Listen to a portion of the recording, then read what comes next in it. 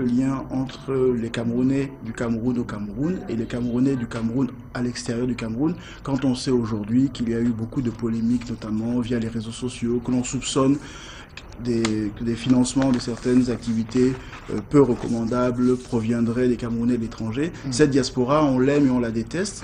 Vous, comment arrivez-vous à mieux conjuguer la relation entre nous d'ici et ceux d'ailleurs? La première des choses qu'il faut observer, c'est que la diaspora camerounaise présentement est considérée comme étant une diaspora de l'opposition, c'est-à-dire qui est opposée au régime, même si quelquefois il y a des coups de force pour démontrer que dans cette diaspora-là aussi, il y a des personnes qui supportent, qui veulent voir le régime, n'est-ce pas, continuer à exister. Mais il faut dire que déjà, toutes les lois en vigueur sur la diaspora au Cameroun sont obsolètes. Et ce sont ces lois qui éloignent même les Camerounais de la diaspora du Cameroun. Il faut arriver à quelque chose de précis. Motiver les Camerounais de la diaspora à investir et à retourner au Cameroun. C'est une des premières mesures. Quand on sait combien ou comment les diasporas de d'autres pays participent au développement de ces pays-là, on a bien l'envie de se poser des questions sur le pourquoi est-ce que nous ne pouvons pas capitaliser avec notre diaspora. Et puis, il y a une question qui revient de façon permanente avec la diaspora et qui même est un blocus pour plusieurs. C'est-à-dire cette question de la double nationalité. Oui. Qui pour moi est une question qui est mal posée.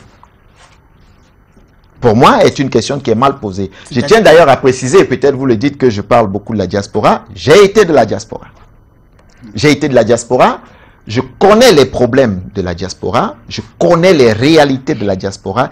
Et je sais exactement ce qu'il faut faire pour que cette diaspora soit beaucoup plus active au Cameroun et même à l'extérieur pour le Cameroun. Sur la question de la nationalité. Question de la double nationalité. Oui. Il est simple.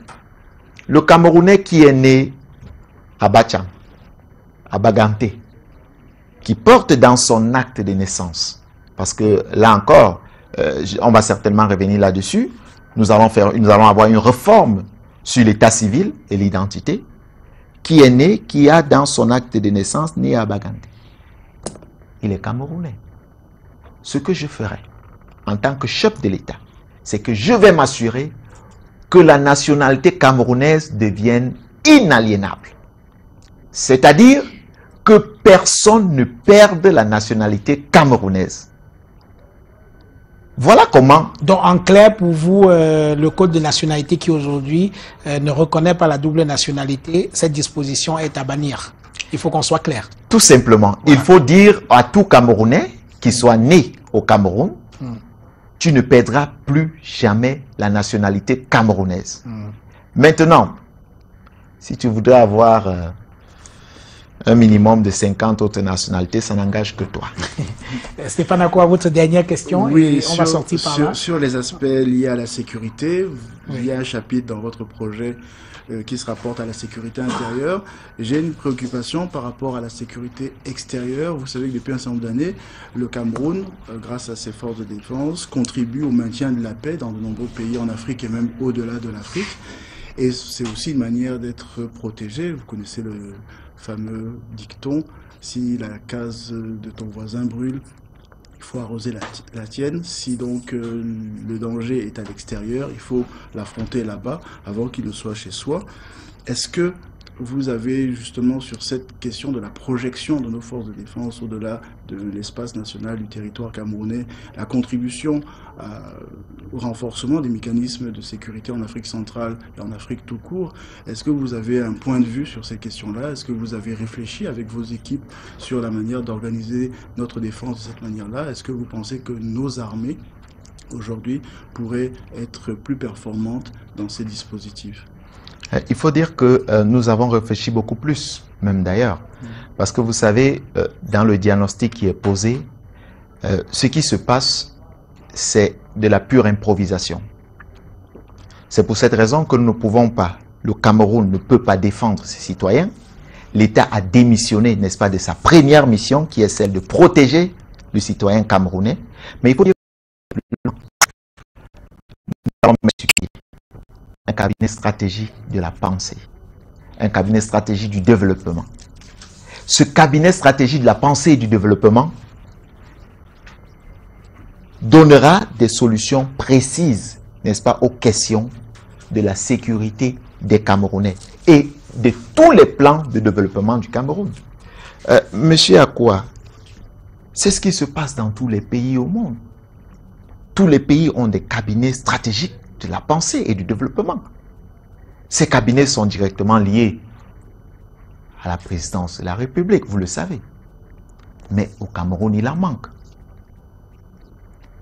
Le simple fait, parce que avant de nous intéresser à la participation, la sécurité dans d'autres pays, il faudra déjà qu'on soit rassuré que nous réussissons à protéger les Camerounais. Parce que participer à la sécurité de d'autres pays, ça veut par conséquent dire que nous participons à la sécurité des Camerounais. Mais combien de Camerounais parvenons-nous à protéger au Cameroun? Si déjà nous ne savons pas le nombre de Camerounais que nous avons au pays. Parce que le premier échec, ici, c'est d'avoir un nombre dans un pays dont on ne mesure pas, dont on ne sait pas. Moi, j'ai l'habitude de parcourir les contrées du Cameroun. Je peux vous rassurer, il y a au moins 10 millions de Camerounais qui n'ont ni carte d'identité, ni acte de naissance. Ça veut dire que là, c'est un véritable échec de l'État du Cameroun qui ne parvient pas à protéger ses citoyens. Donc, la première des choses, c'est se rassurer que les Camerounais en interne sont en sécurité, que nous parvenons à les protéger. C'est pour cela que, dès la prise du pouvoir, nous allons lancer cette réforme sur l'état civil et l'identification. Et nous avons dit comment est-ce que nous allons faire pour l'état civil. Que dans chaque hôpital, puisqu'il existera des hôpitaux dans chaque arrondissement, lorsqu'un enfant naît, il ne sort pas de l'hôpital sans acte de naissance. Oui. Mais pour ceux qui existent déjà, oui, nous allons tous les enregistrer. Nous allons nous assurer qu'ils soient protégés. Il est clair que nous allons, avec les cabinets stratégiques, participer, n'est-ce pas, à la sécurisation de nos frontières et participer aux autres forces parce que nous ne sommes pas seuls au monde.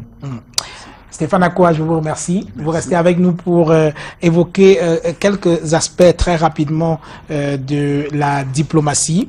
Vous avez une partie de votre programme qui est consacrée à la diplomatie et vous dites que la diplomatie camerounaise est malade de plusieurs mots. Ce sont vos mots, effectivement. Alors, quels sont-ils? Quels sont les mots de la diplomatie camerounaise aujourd'hui?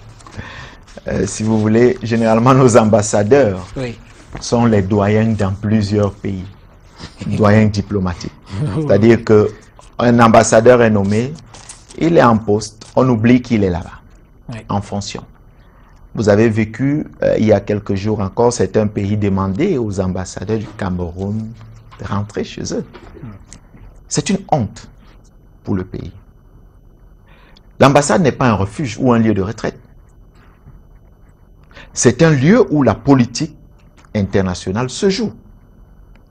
C'est un lieu où on s'assure que le pays est véritablement représenté et qu'on réussit, n'est-ce pas, à promouvoir le pays.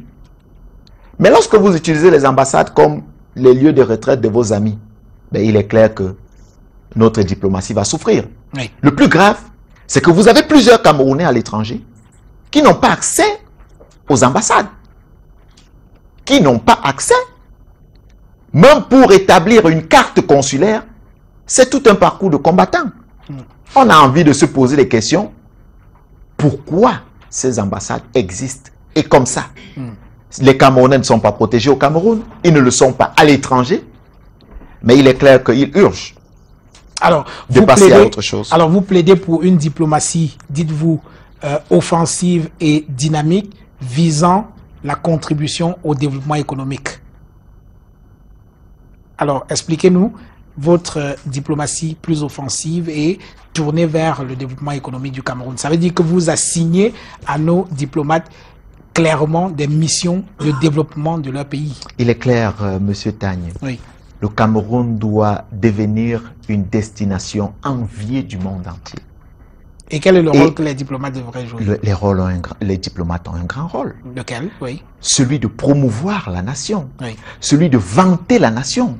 Celui de promouvoir la culture de la nation, les produits de la nation, de démontrer aux pays et aux citoyens dans lesquels ils sont établis le pourquoi la destination Cameroun est une bonne destination, non seulement dans les affaires, mais est une bonne destination touristique, mais est aussi une bonne destination où le bien vivre se fait constater.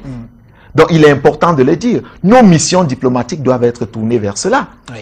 Alors, tout au long de votre projet de société, vous parlez du ministère des Affaires étrangères, sauf qu'au Cameroun, en ce moment, il existe plutôt un ministère des Relations extérieures. Est-ce que cela préfigure un changement de dénomination que vous devez insuffler au niveau de la diplomatie camerounaise?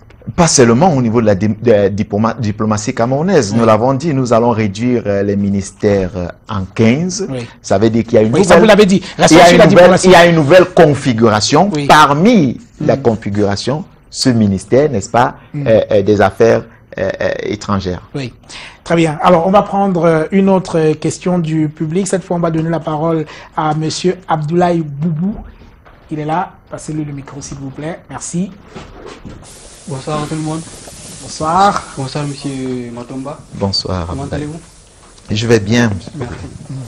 Bien Monsieur Matomba, en 2006, le Cameroun a lancé un très grand combat contre la corruption et le détournement de biens publics. Ce qui est une bonne chose. Mais ce qui me dérange, c'est que l'article 66 n'est pas appliqué. De 1.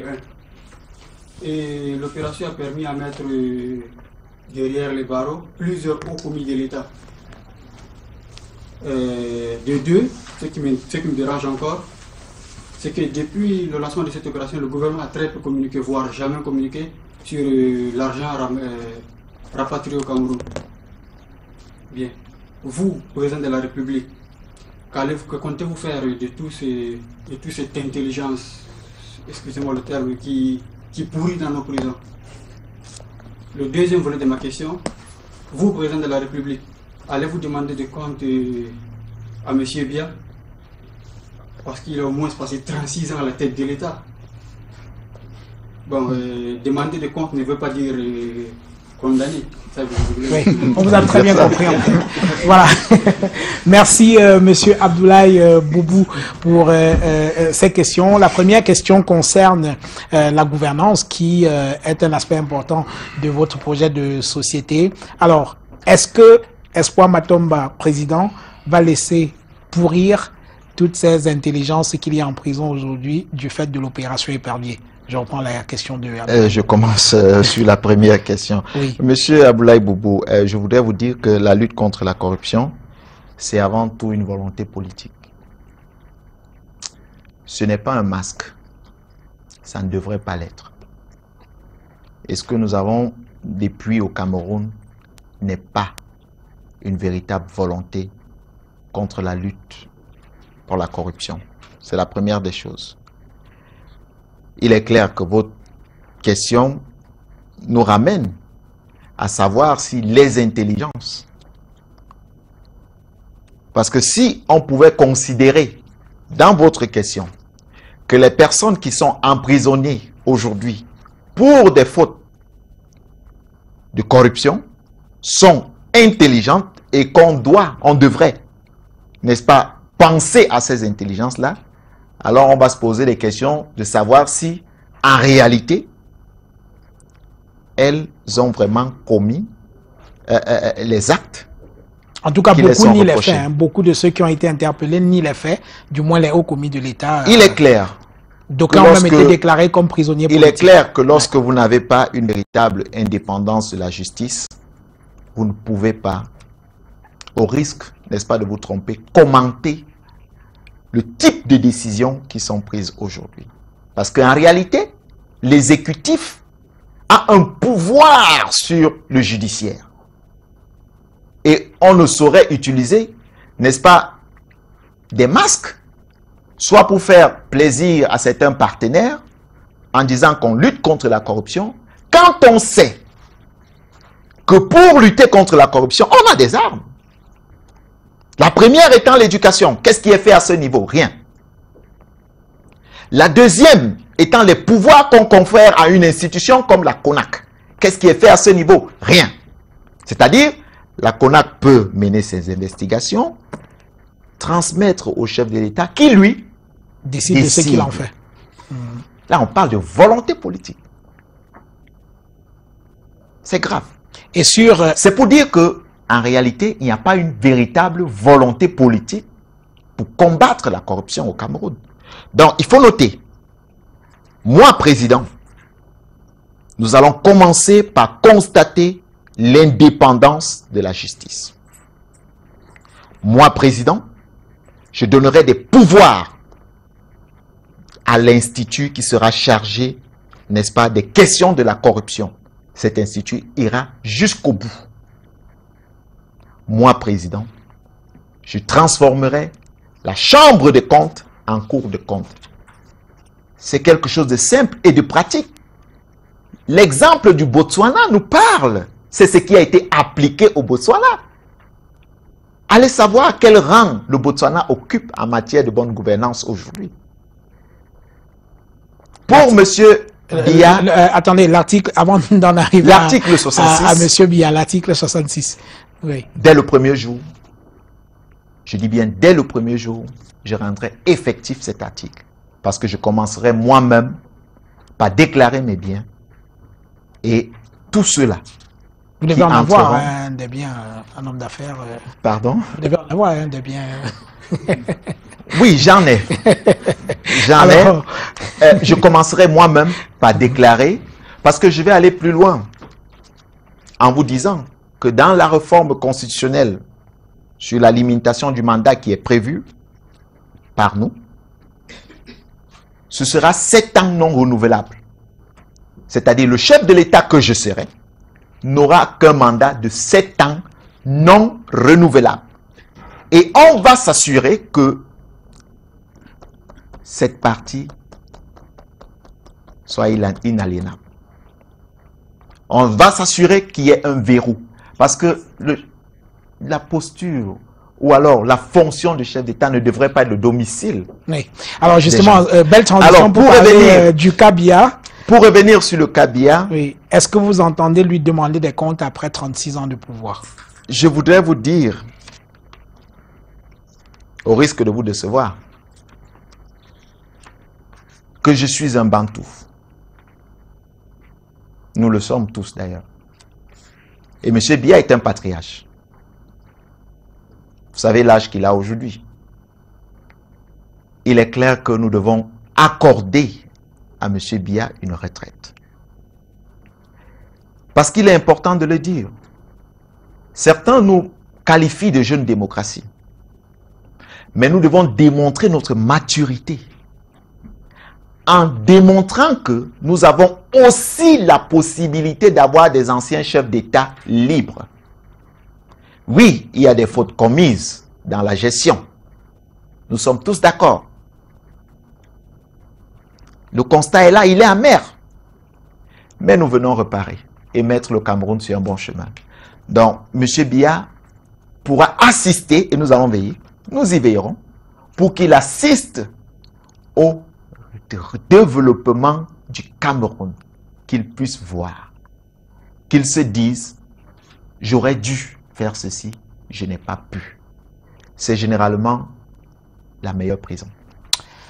Alors, encore 2 ou 3 mots sur la diplomatie avant de recevoir Pienka pour aborder les aspects économiques de votre programme. Au sujet justement de la diplomatie pure, vous dites par exemple en ce qui concerne les relations avec que le Cameroun entretient avec la France, vous dites que ce sont des relations qui visent plus la sécurisation des intérêts hexagonaux.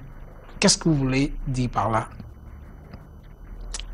Vous savez que ceux aujourd'hui qui dirigent notre nation sont ceux qui ont combattu les nationalistes, qu'ils ont qualifiés à un moment donné de maquisards, terroristes, et plus tard ont pu, je ne sais pas quelle alchimie, dire que c'est des héros.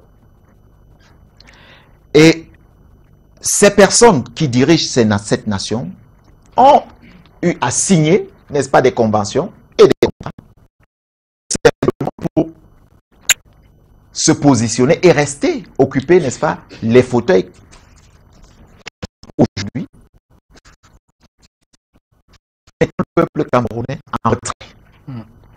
La preuve, vous pouvez constater dans l'investissement des contrats amphithéotiques qui existent dans ce pays. Vous allez voir combien de populations sont généralement expropriées, tout simplement pour servir les intérêts de d'autres personnes. Le plus grave, et le dernier en date, c'est les accords de partenariat économique, M. Tagne. Entre le Cameroun et l'Union européenne. J'ai mené une grève de la faim. J'ai vu ça venir. En juillet 2014. J'ai vu venir ces accords. J'ai réuni mon état-major. Nous avons saisi le chef de l'État en lui disant c'est dangereux pour le Cameroun. Nous n'avons pas un tissu économique capable de supporter ces accords. Nous avons saisi les parlementaires en disant c'est dangereux. Nous n'avons pas besoin de ça. Personne n'a compris. Nous avons décidé de mener une grève de la faim. En espérant qu'en laissant nos vies pour le Cameroun et pour les Camerounais, il y aurait, n'est-ce pas, une bribe d'intérêt de la part de ceux qui dirigent cette nation. Mais hélas, ils ont signé des accords. Aujourd'hui, le gouvernement annonce des milliers de milliards en perte à cause de ces accords. Pourtant, à l'époque, tous ont défendu le bien fondé de ces accords. Mais comment pouvons-nous croire que ceux qui nous dirigent aujourd'hui travaillent pour le bien des Camerounais qui nous regardent aujourd'hui? Pour le bien du Cameroun. Comment pouvons-nous? Il est clair que leurs intérêts sont ailleurs. Mais nous devons redéfinir les priorités. Celles-là qui mettront les Camerounais au centre, n'est-ce pas, des préoccupations. Celles-là qui feront du Cameroun un pays gagnant et des Camerounais un peuple prospère. Je vous remercie. On va prendre une petite pause pour accueillir notre consultant sur les questions économiques, Pienka, qui va prendre votre place, Stéphane. À quoi merci d'être venu. Mesdames, Messieurs, je vous retrouve dans quelques secondes.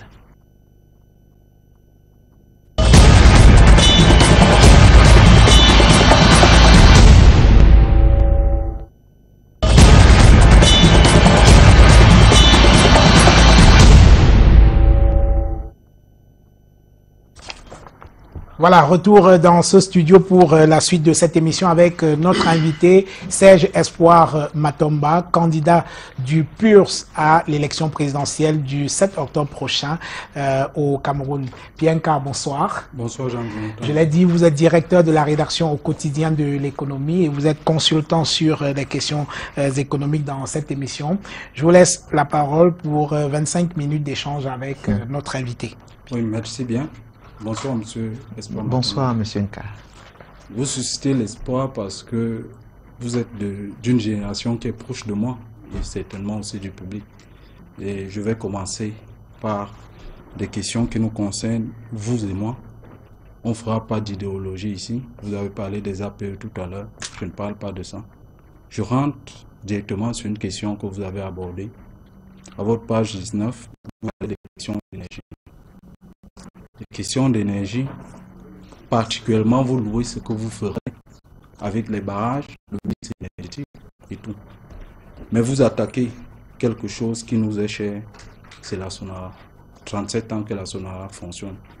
37 ans que les Camerounais se demandent véritablement où est le pétrole qu'on dit qu'il y a dans notre sous-sol.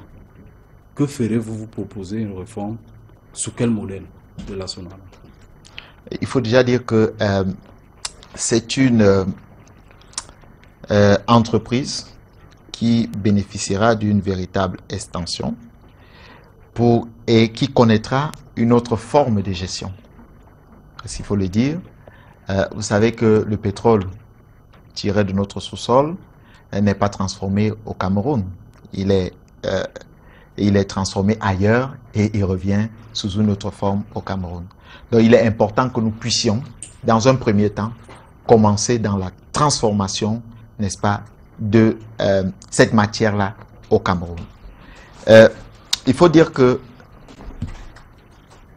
dans notre système économique, ce que nous disons, c'est que tout produit, alors tout produit, qui sera tiré de notre sous-sol ou de notre sol, avant d'être exporté, devra connaître une transformation au niveau local.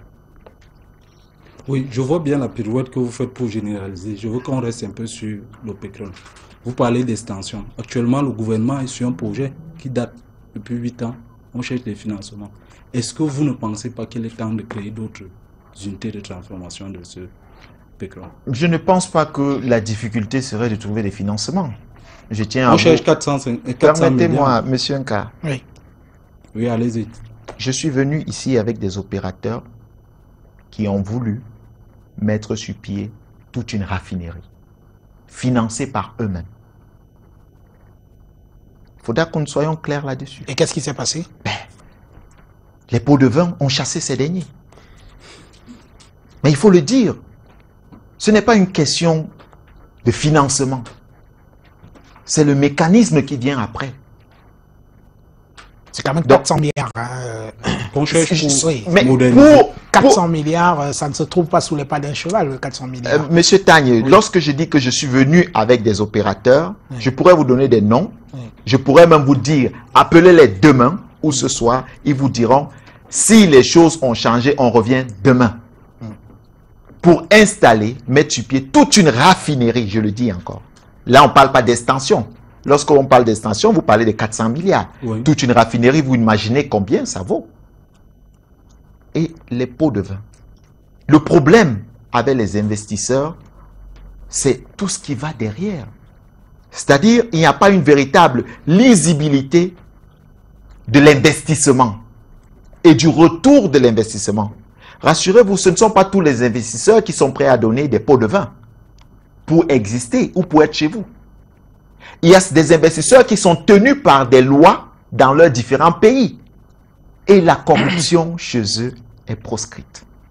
Oui. Et pour ces raisons, lorsque vous commencez dans ces démarches... Ici aussi, la corruption.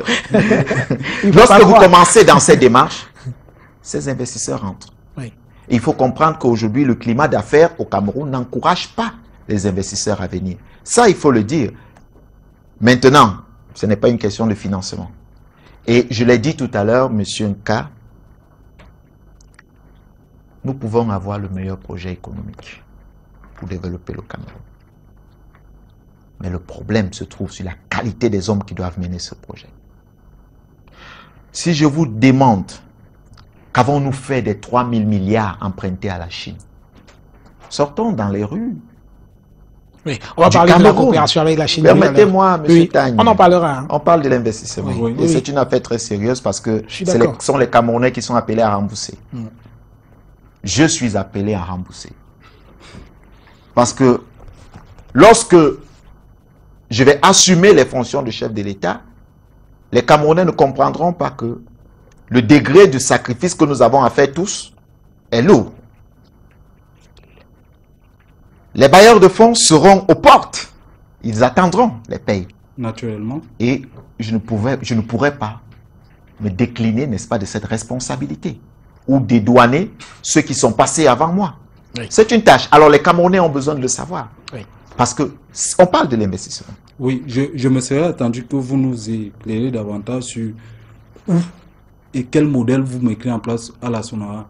Mais comme vous restez superficiel sur des questions de transformation des matières premières, j'aborde un autre volet un peu plus concret. Yaoundé Douala. ce sont les 2 principales villes de notre pays. Vous résidez dans les 2 villes régulièrement. L'embouteillage, nos villes étouffent. Que ferez-vous, président, pour que les embouteillages soient faciles, n'existent plus, que circuler dans nos villes soit une réalité? La première des choses sera la réforme sur la loi sur la décentralisation. Vous savez ce que je ne voudrais plus dans ce pays? C'est qu'on dise Yaoundé-Douala, les 2 principales villes. Oui. Je voudrais qu'on dise que toutes les villes au Cameroun sont développées et il y a de la vie de ce côté-là. Mais il faut commencer quelque part. Évidemment. Oui. Évidemment. Oui. Vous avez toujours des pensées pour des solutions à très court terme. Mais moi, je dois penser pour les Camerounais, les 100 millions de Camerounais qui vont vivre au Cameroun. Avant d'arriver à Permettez-moi, monsieur Carr. Vous voulez qu'on résout les problèmes par plan d'urgence comme c'est le cas? Non, je ne le ferai pas. Je ne le ferai pas. Les plans d'urgence ont montré les limites. Si nous ne nous projetons pas pour une durée, dans la durée, alors il est clair que nous commettrons les mêmes erreurs. Non, on veut... Monsieur Nka. Permettez, monsieur Espoir Matomba. À Abidjan. Abidjan a presque la configuration de Douala. On voit comment on circule là-bas sur la lagune avec des bateaux mouches. Est-ce que vous êtes prêts à mettre des bateaux mouches sur le Vouri et permettre de fluidifier la circulation? J'irai plus loin. Oui. Nous allons désengorger d'abord les villes. Nous allons étendre les villes. Et je mettrai pas seulement les bateaux. Les bateaux à Douala, évidemment. Avant mes 7 ans, je vais m'assurer qu'à Yaoundé, à Douala, dans les autres villes, on roule dans des métros et des trams. Je vais m'assurer que nous allons vers cela. Le régime en place a promis ça au Cameroun. Comment vous le ferez? Je me souviens de la on se souvient bien de la une de Cameroun des grands journaux qui ont annoncé les trams un peu du dans la ville de Mais Yaoundé. vous ne pouvez pas, monsieur Nka, vous ne pouvez pas nous comparer au régime actuel. Dites-nous ce que vous ferez qui est différent de ce qui est fait actuellement. Mais c'est simple. Pour la ville de Yaoundé. J'ai C'est parlé de Douala, simple. Yaoundé. Monsieur Nka, Oui. monsieur Nka, j'ai comme impression que soit nous ne nous comprenons pas, soit vous faites essai ou alors vous faites dans l'animation. On essaye. Ce que je dis est simple. C'est pas compliqué. Il suffit de reconfigurer les villes avec un véritable plan directeur de ces villes-là. Qui existe. Mais il faut... Oui, qui existe, mais qui n'est pas appliqué peut-être. Mais qu'est-ce qui bloque selon vous? Justement, vous... La qualité des hommes, je ne fais que le dire. Je ne fais que le dire, la qualité des hommes. Avec ces hommes, on ne peut pas développer cette nation. Je ne fais que le dire et je vais encore le dire. Les hommes qui viendront pourront développer ce pays. Il faut le comprendre. Parce qu'il faut avoir l'amour de la nation pour appliquer ce qui est bien pour la nation. Il n'y a pas une stratégie, il n'y a pas une stratégie cachée pour cela. Nous ferons simplement la volonté d'abord de vouloir. La volonté de vouloir faire pour les Camerounais. Deuxièmement, l'investissement que nous mettrons. Alors demandez-moi comment sera fait l'investissement, je vais vous dire. C'est la principale question. Parce que j'ai dit que nous n'allons pas endetter le Camerounais. De nouveau, nous allons travailler avec le système du partenariat public-privé. C'est-à-dire que nous allons lancer un appel d'offres. Et nous allons dire, nous avons besoin, dans la ville, je prends un exemple simple, d'un métro ou de Yaoundé d'un métro. Vous avez plusieurs partenaires qui vont se bousculer aux portes et le cahier des charges est prescrit. Et nous disons comment vous allez récupérer votre argent. Parce que ce que nous ne voulons pas, c'est endetter le Camerounais de nous. Et c'est une pratique simple. Ça marche partout. Ceux qui ont été pays dits émergents aujourd'hui sont passés par ces systèmes. Mais je tiens encore à vous dire que le problème du Cameroun ne se trouve pas dans les projets, se trouve dans la qualité des hommes qui doivent développer cette nation. Retenons-le. Oui. Et tant que nous ne travaillons pas à la base, nous ne nous disons pas que nous devons retravailler le Camerounais et avoir un bon profil, alors que tous les problèmes Cameroun, nous allons les voir en urgence et vouloir les résoudre en urgence, et pourtant nous avons la capacité de prévoir. Non, le problème, c'est que pendant que vous pensez, vous rêvez d'un Camerounais différent. Et les problèmes sont là. Oui. Il faut circuler dans nos villes, on n'arrive pas. Les problèmes s'amoncellent. Mais je viens de vous donner. C'est comme la question d'emploi, monsieur le Président. Vous proposez de créer 5 millions d'emplois au bout de 5 ou bien au bout de votre mandat. Moi, je vous remets une question. Comment fera une jeune fille qui est en fait à la fonction publique, dépasser l'âge? La course au matricule n'a rien donné. Est-ce que vous êtes prêt à réformer l'entrée à la fonction publique au Cameroun? Monsieur Nka, avant de répondre à votre question, je vais revenir sur la dernière. Je vous ai expliqué comment est-ce que nous pouvons, dans une mesure urgente, désengorger et permettre un véritable transport. C'est-à-dire que avec le partenariat public-privé, c'est réalisé. Tout simplement, c'est pas compliqué. Je pense que là, nous sommes clairs. Nous sommes clairs? Très bien.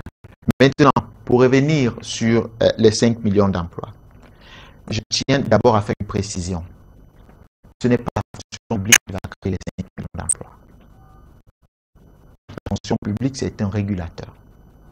Les secteurs qui doivent créer, ou alors le secteur qui doit créer les 5 millions d'emplois, c'est le secteur privé. Et nous appelons comment? Une condition sera posée à toutes les entreprises qui vont naître, évidemment, ou qui existent. Vous recrutez 5 Camerounais. 5. Vous êtes exonéré de certaines taxes de l'impôt sur les sociétés pendant 3 ans. C'est-à-dire l'impôt sur les sociétés qui présentement est à 30% sera ramené considérablement jusqu'à 10%. Vous avez embauché 5 Camerounais. Mais alors nous ne nous limitons pas à dire, à poser cette condition. Nous savons qu'il faut aussi encadrer ces entreprises. Sinon, nous courons le risque de voir une entreprise qui naît aujourd'hui et ferme le lendemain. C'est pour cette raison que nous avons dit que nous allons accorder des garanties souveraines aux institutions, aux banques, pour qu'elles accompagnent les entreprises sous forme de crédit. J'ai parlé d'instituts de banque privées. Vous voulez me parler de la banque des PME. Là encore, ne me ramenez pas dans ce qui se passe présentement, parce que c'est à partir de ce qui se passe présentement que nous nous sommes projetés. Oui. Parce qu'aujourd'hui, il y a un échec. Nous ne voulons plus revenir sur l'échec. Oui. Dites-vous déjà qu'un projet comme ce que nous portons est le résultat des échecs de ce qui se passe et la projection dans le futur avec des solutions pour transformer le Cameroun et le ramener dans un autre contexte. Alors, si vous prenez nos solutions pour ramener dans ce contexte, on a un problème. Oui. Ça veut dire que, excusez-moi, oui. Soit vous ne comprenez pas qu'un projet, c'est une vision. La faisabilité dans notre environnement, il faut tenir compte de notre environnement. Nous tenons compte. C'est d'ailleurs pour ça que toutes les solutions que nous proposons sont réalisables. Bianca. Dernière question, certainement, avec le temps qui court. Oui. J'ai parcouru votre projet. J'ai peu vu des questions de protection de l'environnement, changement climatique. Or, le Cameroun, depuis 2015, est engagé avec les accords de Paris que tout le monde connaît. Le Cameroun a besoin, sur les 17 prochaines années, de réduire ses gaz à effet de serre de l'ordre de 32%. Pour cela, il faut environ 27 000 milliards. Sur 15 ans qu'on repartit, il faut au moins 1 500 milliards de francs pour répondre aux exigences internationales. Oui. Donc, j'aimerais savoir comment vous comptez affronter les questions du changement climatique. Monsieur Nka. C'est Monsieur Nka, n'est-ce pas? Oui, oui. Bianca. Bianca. Vous avez vu que votre question m'a fait sourire. Je ne serai pas ce président qui se verra imposer des règles qui sont décidées ailleurs. C'est vrai que les questions climatiques existent. L'interdépendance dans les relations internationales. Permettez-moi, Monsieur Nka. Mais avant l'interdépendance, nous sommes un État indépendant. Vous savez ce que c'est qu'on vous dise que conserver les forêts chez vous, on vous paye pour conserver les forêts pendant que d'autres ont construit des immeubles chez eux? Vous savez ce que ça veut dire? Vous savez ce que c'est que la taxe carbone? Oui, expliquez au Cameroun. C'est quoi la taxe carbone? Expliquez au Cameroun. Non, dites-moi puisque vous le savez. La taxe carbone, c'est celle-là que nous recevons pour la protection de nos forêts. Très bien. Ça veut dire que vous, on vous paye pour garder la forêt. Eux, ils détruisent chez eux pour construire, pour développer leur pays. Il y a un problème là-dessus.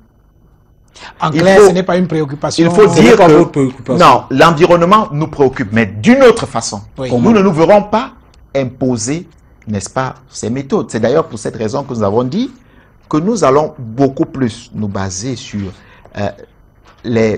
l'énergie renouvelable, par exemple, parce que là encore, ça a à voir avec l'environnement. Effectivement. Et puis, créer ce que nous avons appelé des parcs. Ce que nous allons faire, c'est qu'il y aura un niveau d'investissement national. Et il y aura, nous allons déterminer le niveau de protection de notre forêt. Ça ne viendra pas, ce ne sera pas imposé comme c'est le cas aujourd'hui. Ce qui signifie que vous, président, vous retirez le Cameroun de l'accord de Paris. Ce qui signifie que moi, président, je redéfinis ce qui est mieux pour les Camerounais.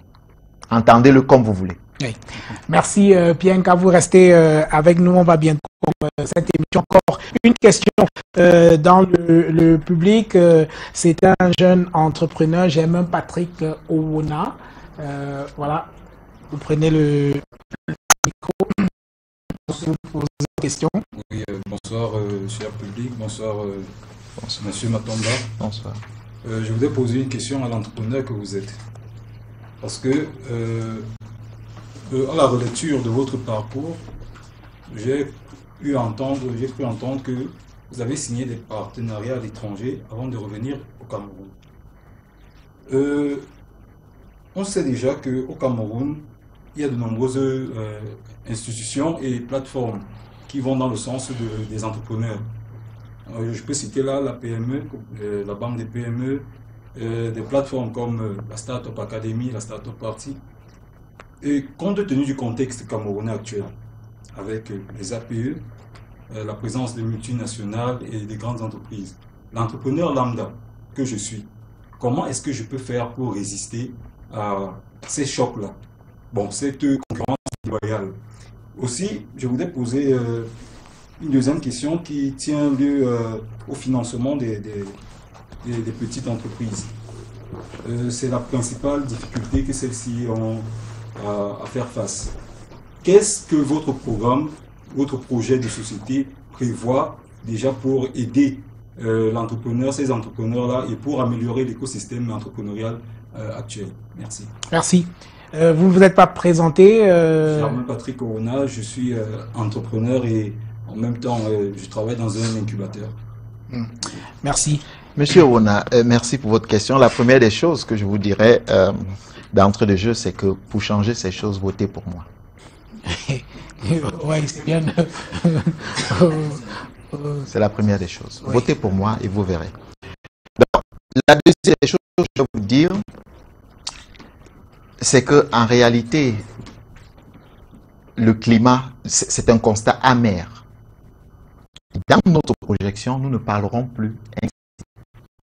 J'ai dit comment nous allons créer les entreprises, mais il n'y a pas que créer les entreprises, comment nous allons entretenir ce cadre-là. J'ai parlé de l'accompagnement des banques, mais ce que je voudrais surtout dire, parce qu'il y a un existant, vous existez déjà. Vous êtes là, et la difficulté est là. Mais la plus grosse difficulté que vous rencontrez, c'est généralement sur les paiements, qui vous asphyxient et qui font souvent en sorte que vous fermez les entreprises, parce qu'en réalité, vous n'êtes pas payé à temps. Ce que nous allons faire, et ce que nous allons prendre comme mesure, c'est légiférer d'abord sur les délais de paiement. Parce qu'en réalité, lorsque l'argent ne circule pas, les entreprises naissent et se ferment. Pourquoi?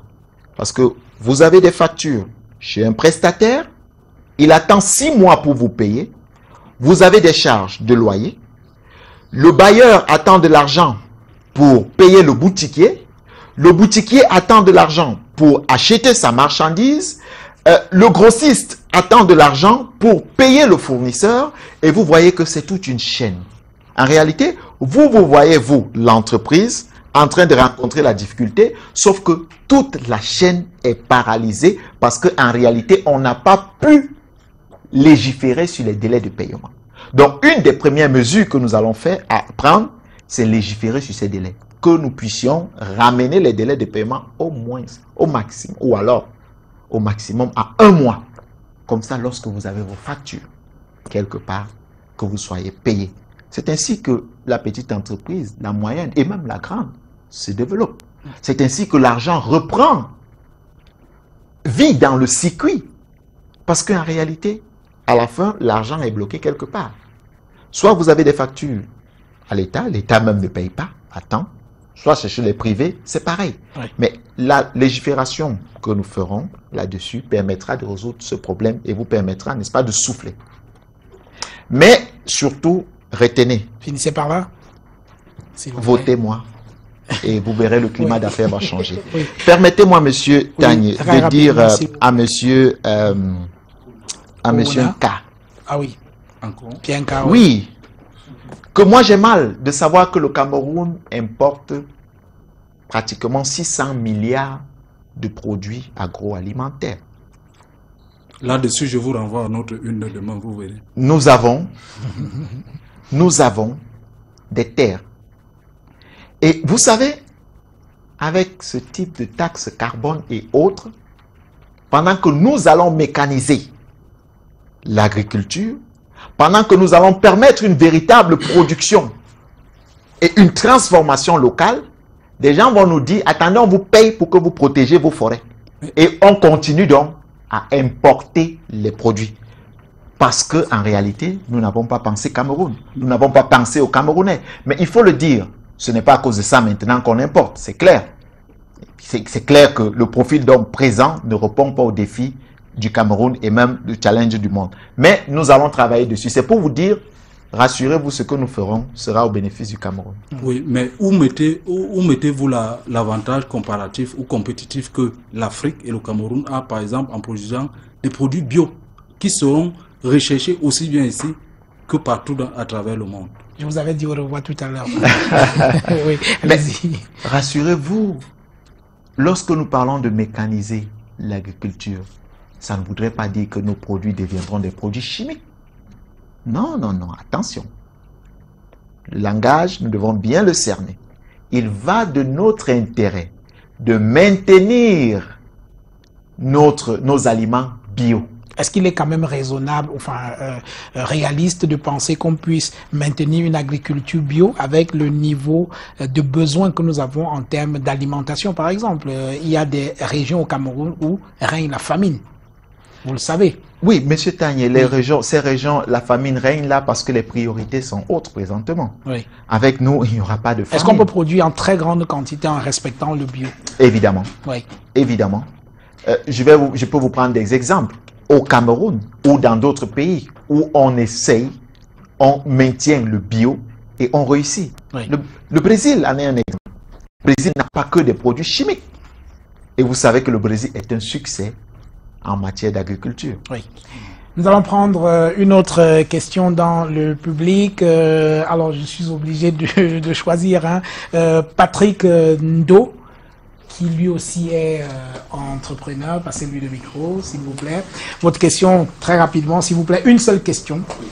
Une seule question, s'il vous plaît. Voilà, merci de me passer la parole. Bonsoir déjà, M. Serge. Bonsoir, Patrick. Déjà, félicitations pour l'engagement et la cohérence, du moins dans les explications. Alors, je suis Patrick Ndo et je suis également entrepreneur à la tête d'un cabinet dont on appelle l'Africa Consulting Group. Et là, bien évidemment, nous traînons avec nous des autres plateformes jeunes. Et aujourd'hui, nous parlons beaucoup plus de start-up. Parlons beaucoup plus de start-up. Je pense que mon confrère est revenu un peu là-dessus. Aujourd'hui, on a une véritable difficulté.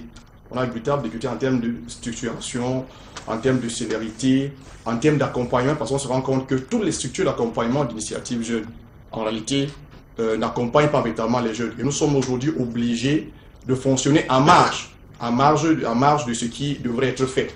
Ce qui fait aujourd'hui, on se déploie avec les moyens qu'on a, parce qu'en tant qu'entrepreneur, on se dit, peu de moyens est un moyen.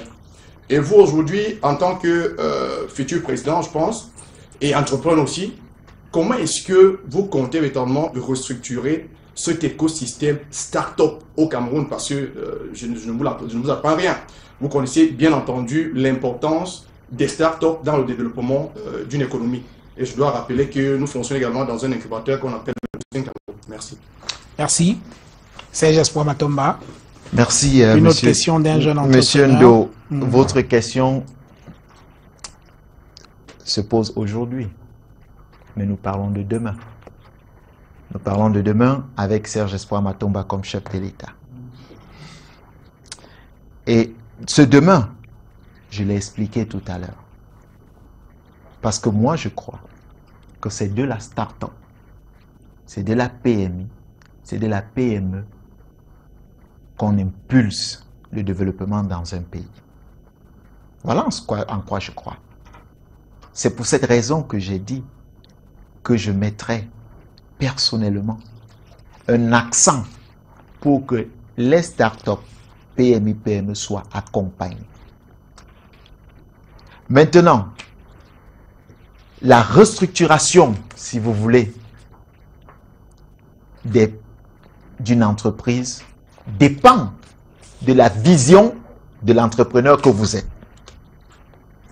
Parce que vous définissez votre business plan, vous vous dites voilà l'objectif à atteindre. Vous vous dites voilà comment je fais pour trouver les moyens pour atteindre cet objectif. Et vous vous lancez. Le rôle que nous aurons, c'est de nous assurer que vous êtes encadrés. Voilà ce que nous ferons. Mais nous n'allons pas nous impliquer directement dans la création ou dans la gestion, n'est-ce pas, des entreprises de tout un chacun. Nous créerons le climat d'affaires pour que chacun puisse émerger dans un secteur précis. Parce qu'en réalité, c'est dans tous les secteurs que le développement doit pouvoir suivre. Donc, rassurez-vous, les problèmes existent parce que nous sommes aujourd'hui. Mais nous sommes en train d'aller. Nous avons une date qui nous sépare de demain. Cette date, c'est le 7 octobre. Cette date nous permettra de décider si on veut rester dans la journée d'aujourd'hui ou passer à une autre journée. Et je vous invite, pour vous, jeunes entrepreneurs, à vous voir parler, à vous entendre parler, j'imagine. Je peux lire la réussite sur votre visage. Mais je sais aussi que vous aurez d'ici quelques jours toutes les chances, comme tous les autres jeunes entrepreneurs et ceux-là qui vont se lancer dans ce secteur, de réussir. Alors, une autre question, la toute dernière, très rapidement, ce sera M. Kemogne, je crois, du Ciné-Débok. Voilà. Bonsoir. Bonsoir. Monsieur Matomba. Bonsoir. Bonsoir. Merci. Monsieur Serge Matomba, nous avons suivi lors de votre passage à une émission ici à Canal 2. Vous avez dit que quand vous serez président de la République, vous allez réduire la consommation de bière. Oui, ça je confirme, il a dit. Et je rappelle que je suis le représentant du syndicat national des exploitants des débits de boissons du Cameroun, le Ciné-Débok. Alors, c'est bien, mais vous êtes sans ignorer que nous comptons environ 30 000 bars au Cameroun. 30 000 bars qui emploient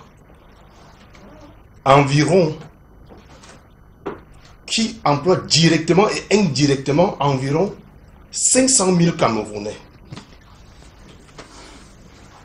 Alors, pensez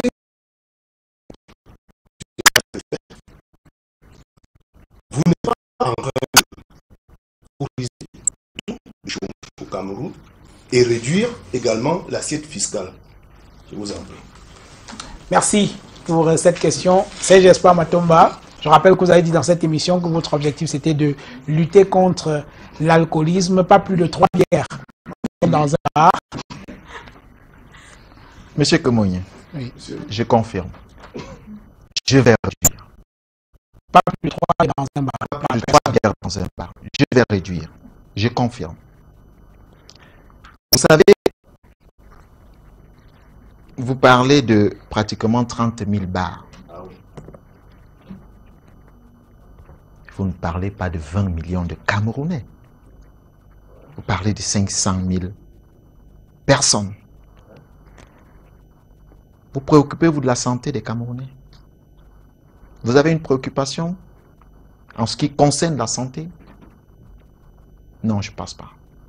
Je tiens à vous préciser que dans la même lancée, après cette émission ici, il y a une association des barman qui a demandé à me rencontrer et ils m'ont dit, Président, nous sommes d'accord avec toi. J'ai dit, pourquoi? Ils m'ont dit, parce que lorsque celui-là vend 200 billets, moi je vends 5 billets, il croit que quoi? S'il vend 3 désormais, moi je vais vendre 3. Donc ce sera équitable. C'est pour dire que certains ont une autre appréciation. Mais, Monsieur Kemogne, rassurez-vous, ces 500 000 personnes dont vous parlez ne perdront pas leur emploi. Le pays sera un pays développé, Monsieur Kemogne. Si vous vendez une bière, vous avez eu votre recette. N'ayez pas peur.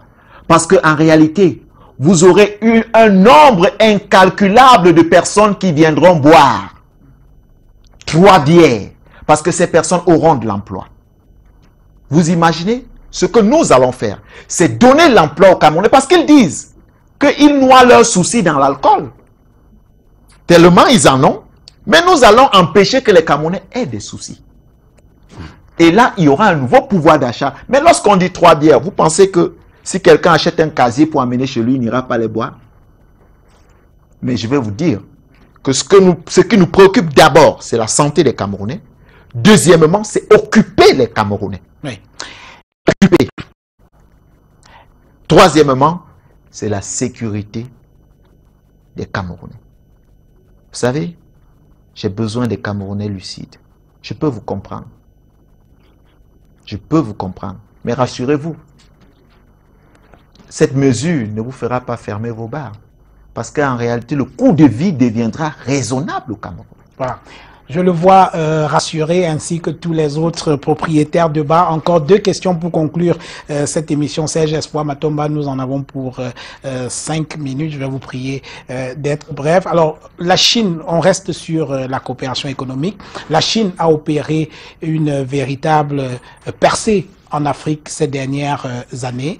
Est-ce que cet entrisme de la Chine sur le continent est diversement apprécié? Quelle est la lecture que vous faites de la place de la Chine dans le développement économique en Afrique aujourd'hui? Ce que je dois dire, c'est que nous allons continuer dans une sorte de coopération avec non seulement la Chine, comme plusieurs autres pays, mais je l'ai dit, nous allons redéfinir les règles. Oui. Nous n'irons pas en Chine pour aller emprunter de l'argent, pour qu'on ne sache pas à quoi sert cet argent. Nous n'allons pas nous lancer dans des projets qui sont des éléphants blancs, tout simplement parce que nous voulons contenter des partenaires. Monsieur Tagne, vous devez savoir que nous avons des priorités. Et dans nos priorités, le Camerounais est au centre.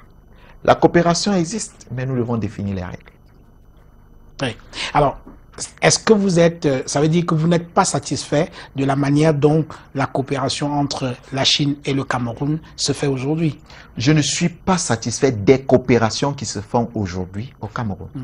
Alors, quand on prend l'exemple d'un certain nombre de pays africains, par exemple, le Rwanda a renforcé son tissu industriel grâce à la Chine qui a investi, par exemple, dans des usines de ciment, dans le textile, avec à la clé près de 20 000 emplois doit espérer. On prend l'un des meilleurs exemples aujourd'hui, c'est l'Éthiopie, qui est le premier pays qui accueille les investissements directs chinois sur le continent africain. Près de 300 entreprises chinoises qui sont installées, qui sont délocalisées en Éthiopie. Alors, est-ce que ça, ce sont des exemples qui vous parlent et comment est-ce que vous pouvez aller au-delà pour ne pas que lorsqu'on parle de la coopération entre la Chine et le Cameroun, qu'on nous dise que la Chine a construit le palais des sports et le palais des congrès. Est-ce qu'on peut, dans votre vision, espérer mieux de la Chine aujourd'hui que quelques bâtiments publics? Le problème, ce n'est pas la Chine, M. Tani. Si la Chine parvient à rehausser l'économie ou alors rendre dynamique l'économie du Rwanda, de l'Éthiopie, je tiens à vous dire d'ailleurs, à vous préciser que l'Éthiopie, en 2017, a créé 1 500 000 emplois en un an. Oui. Lorsque nous disons que nous allons créer en 5 ans 5 millions d'emplois, certains disent que qu'est-ce qui se passe? Oui, mais c'est grâce aux investissements directs de la Chine en Éthiopie. Le problème n'est pas la Chine. Le problème n'est pas l'investissement de la Chine. C'est ce à quoi sert l'investissement. C'est le profil du Camerounais. C'est lui qui est le problème. C'est lui qui est le problème. Comment expliquez-nous où sont partis les 3 000 milliards que la Chine a d'abord investis?